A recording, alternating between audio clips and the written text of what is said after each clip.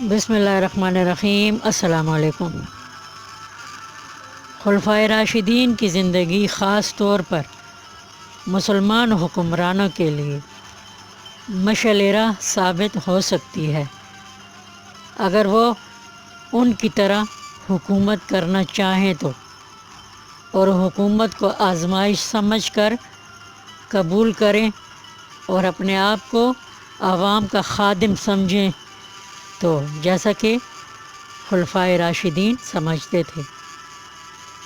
جب حضرت عمر رضی اللہ تعالیٰ عنہ کو خلیفہ چنا گیا تو آپ بہت روئے اور فرمایا، اے عمر، اگر تیری حکومت کے اندر کوئی رات کو بھوکا سو گیا تو تو اپنے رب کو کیا منہ دکھائے گا؟ حکومت دے کر تجھ کو الٹی چھری سے ذبح کر دیا گیا ہے، یہ ذمہ داری تو کیسے سنبھال سکے گا؟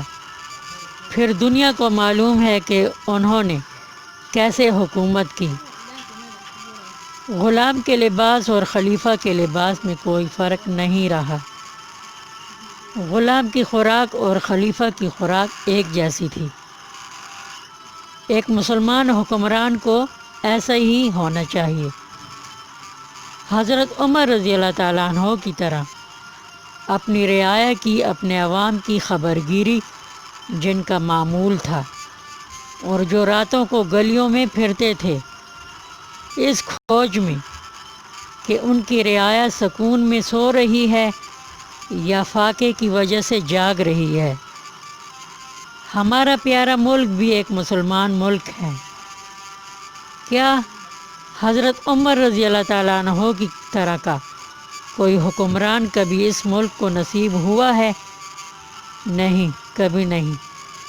ہمارے پیارے ملک کے بارے میں لوگ کہتے ہیں کہ یہ غریب ملک ہے، اس لیے غریب ہے کہ اس کے عوام غریب ہیں، مگر یہ ملک خواص کے لیے بہت امیر ہے۔ جس کی لاٹھی اس کی بھینس۔ خاص لوگوں کے لیے ملک بہت بہت امیر ہے، کیونکہ جب سے یہ ملک بنا ہے حکمران اس کو لوٹ لوٹ کر کھا رہے ہیں۔ اس ملک کی حکومت کے لیے خاص لوگ آپس میں لڑتے مرتے ہیں۔ اگر یہ ملک غریب ہوتا تو یہ ناک تک پیٹ بھرے لوگ اس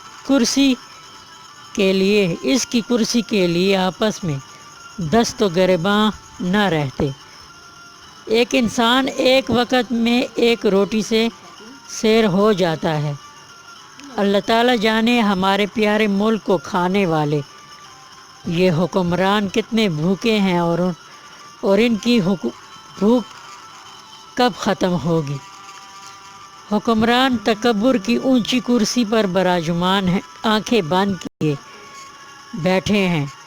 حکمرانوں کے ہر کارے سب اچھا ہے کا راگ الاپ کر ان کو سلائے رکھتے ہیں۔ ہمارے پیارے ملک کی حکومت حکمرانوں کے لیے بہتی گنگا ہے۔ گنگا بے شک میلی ہے، مگر حرام کھانے والے متکبر لوگوں کی اس کی کیا پرواہ؟ ان متکبر حکمرانوں کو جب پڑتی ہے تو بہت زور کی پڑتی ہے۔ حکومت کیا چیز ہے؟ میں آپ کو آج ہارون الرشید خلیفہ کا واقعہ سناتی ہوں۔ ایک دن ابن سماک خلیفہ ہارون رشید کے پاس بیٹھے تھے۔ ابن سماک نے خلیفہ ہارون رشید سے پوچھا، اگر آپ کو پیاس لگے اور پانی نہ ملے تو پانی کی شدید طلب میں پانی کا ایک پیالہ آپ کس قیمت پر خریدیں گے؟ ہارون رشید نے جواب دیا، پانی کے لیے آدھی سلطنت دے دوں گا۔ ابن سماک نے پوچھا، وہ پانی آپ پی جائیں، پھر اگر وہ پانی آپ کے پیٹ کے اندر رہ جائے اور باہر نہ نکلے تو آپ اس پانی کو باہر نکلوانے کے لیے کتنی رقم خرچ کریں گے؟ خلیفہ نے جواب دیا، اپنی تمام سلطنت دے دوں گا۔